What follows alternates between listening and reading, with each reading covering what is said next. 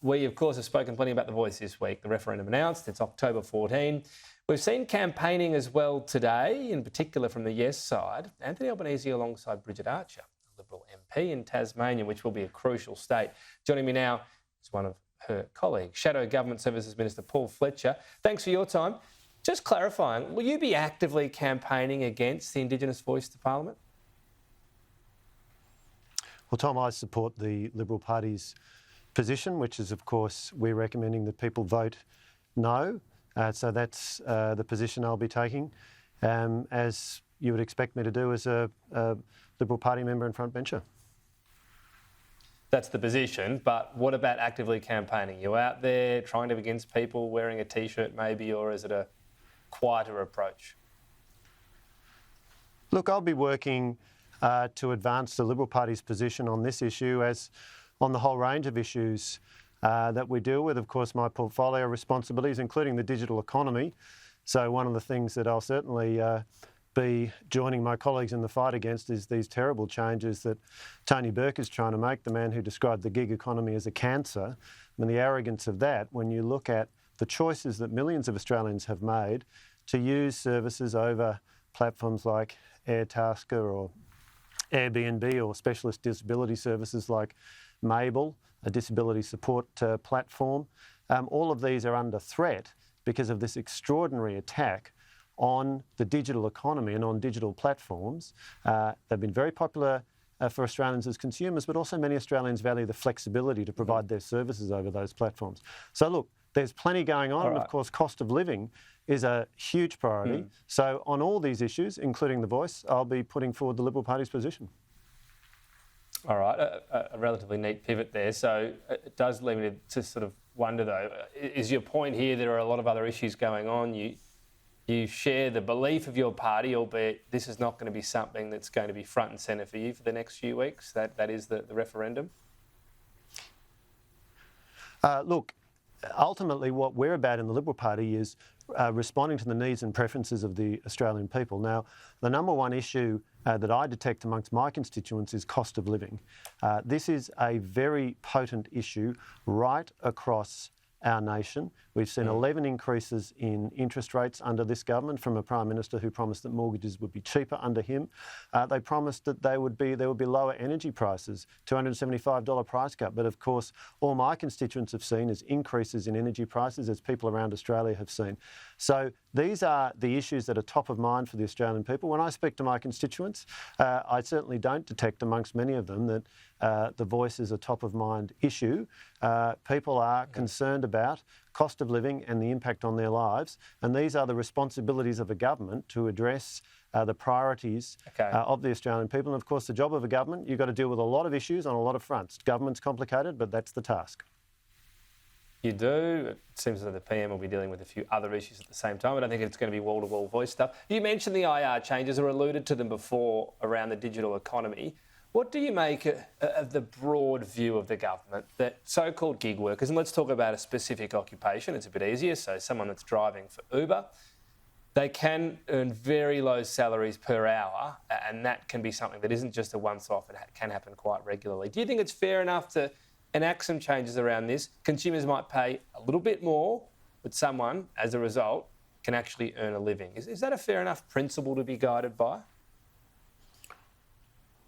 I think what we've got here is a government that in this area, as in so many others, is responding to the preferences of the union bosses. Let's remember only around 8% of Australian private sector employees are union members. And so the agenda that is very important to Mr Burke and his colleagues, because the Labor bosses, the union bosses control their pre-selections, is not what's necessarily in the best interest of Australians. Now, if there are specific issues, of course, about workplace safety, those need to be specifically addressed. Nobody is questioning that. But what we're seeing here is a very broad legislative framework that will, in many ways, impede the innovation and the creativity through which services are delivered to Australians and services are provided by Australians who earn money doing so over digital platforms. And that's been a major change in our economy over the last 10, 15, 20 years. The fact is the union bosses would prefer a 1950s-style regulated economy. This is a government that says it supports innovation, but it's going in precisely the wrong direction on these issues. Okay, and I think that is very, you singled very out the safety aspect, but what's your view around the pay aspect? Do you think it should be a case of let the market decide, and if people are working for these services, whatever hourly rate they end up with, they don't have to keep working if they don't want to? Is that your view on it in terms of principle? The point I would make is that there are many different kinds of digital platforms, but what they are effectively is marketplaces where those who want to sell goods or services come together with those who wish to purchase them, or it might be renting on a short-term or a long-term basis, but transacting. The Labor Party is inherently hostile to the notion of people being contractors, people being business people. They want everybody forced into a particular rigid framework, and that is not consistent with the preferences that Australians have displayed in the way that they want to take advantage of the flexibility many of these platforms offer. That sounds like to give let the market decide. for incremental. You're entitled to say that. I'm just trying to clarify your position. You're saying if the rate of pay was so dire, people wouldn't do it. Let the market decide. What I'm saying is that the innovation we've seen with digital platforms has been a positive development for our economy. We know that digital technology allows for increased productivity. We know Australia has a serious productivity problem. The intergenerational report released by the Treasurer the other day reminded us of that fact. And yet what this government is doing is imposing onerous new regulation and restrictions and barriers on the digital economy. That is going in the wrong direction when it comes to productivity, but it's also flying in the face of the choices that Australians have made, both as providers of goods and services over platforms and as consumers of them. Now, I'm just going to switch on the last topic and be rather indulgent here. I've seen endless headlines around Services Australia over the years and wait times and so on. I must admit I managed to avoid too much involvement, but spent 5 days just being able to have the honour of holding on the line. Otherwise, they'd say, no, you can't even hold. And then 2 hours on hold and then got the wrong information. Is this just sort of the service Australians are resigned to? As I said, I never saw good lines under the coalition. It doesn't seem in a good way now. What's broken around this whole system that is vital for so many Australians? If you look at the objective data, things like, on average, how long people wait when they make a call to Services Australia before they get to speak to a human, those numbers have blown out under this government, under Bill Shorten as Minister. He's taken a number of actions which are ill-judged. For example, he booted out the outsourced call service provider Serco. Now, I've got no particular brief for Serco, but the fact is that specialist firms of this kind are widely used by private sector businesses and by government. When I was Minister for Social Services and had responsibility for the NDIS, at that time call hold times were terrible.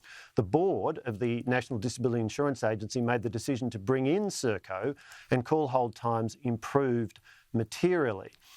So what we are seeing from this government is a lack of focus on the service experience that people have when they deal with government. What we need is the same kind of focus on the citizen as customer that we saw under the New South Wales coalition government with Victor Dominello as Minister and Service New South Wales.